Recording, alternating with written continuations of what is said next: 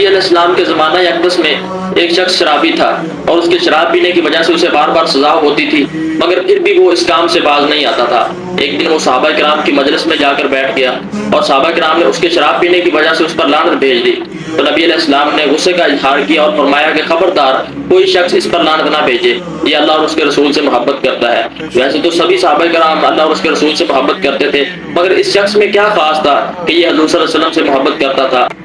محدثین نے اس کی تحقیق میں لکھا کہ اس شخص کی محبت کا لیول کیا تھا، اس کا معیار کیا تھا، جو رسول اللہ صلی اللہ علیہ وسلم نے فرمایا کہ یہ اللہ اور اس کے رسول سے محبت کرتا ہے۔ محدثین فرماتے ہیں کہ جب نبی علیہ السلام سارا دن صحابہ کے مسائل سنتے رہتے اور لوگوں کے مسائل سنتے آخرکار تھک جاتے، آپ کے چہرہ انور پر تھکاوٹ کے آثار نظر آتے، تو یہ شخص حضور صلی اللہ علیہ وسلم کو مسکراتا دیکھنے کے لیے لطیفہ سنایا کرتا تھا، کوئی ایسی بات کر دیتا جس سے نبی علیہ السلام خوش ہو جاتے اور وہ شخص حضور صلی اللہ علیہ وسلم کے چہرہ پر مسکراہٹ دے کر خوش ہوا کرتا تھا۔ ایک وجہ یہ تھی، اور محدثین نے اس کی ایک اور دوسری وجہ بھی لکھی ہے۔ محدثین فرماتے ہیں کہ وہ شخص، وہ شرابی، ہر روز ایک دکان سے شہد اور سرکہ ادھار پر لے کر نبی علیہ السلام کی بارگاہ میں تحفہ پیش کیا کرتا تھا، اور جب وہ دکاندار اس شرابی سے ادھار مانگنے کے لیے آتا تو وہ شرابی اس شخص کو لے کر نبی علیہ السلام کی بارگاہ میں چلا جاتا اور جا کر فرماتا کہ یا رسول اللہ صلی اللہ علیہ وسلم، یہ دیکھے مجھ سے ادھار مانگنے کے لیے آیا ہے۔ تو نبی علیہ السلام فرماتے کہ ہاں تو صحیح ہے، تم نے ادھار لیا تو واپس بھی کرنا ہے۔ تو وہ شخص فرماتا کہ یا رسول اللہ صلی اللہ علیہ وسلم، میں سرکہ اور شہد آپ کے لیے لے کر آیا تھا،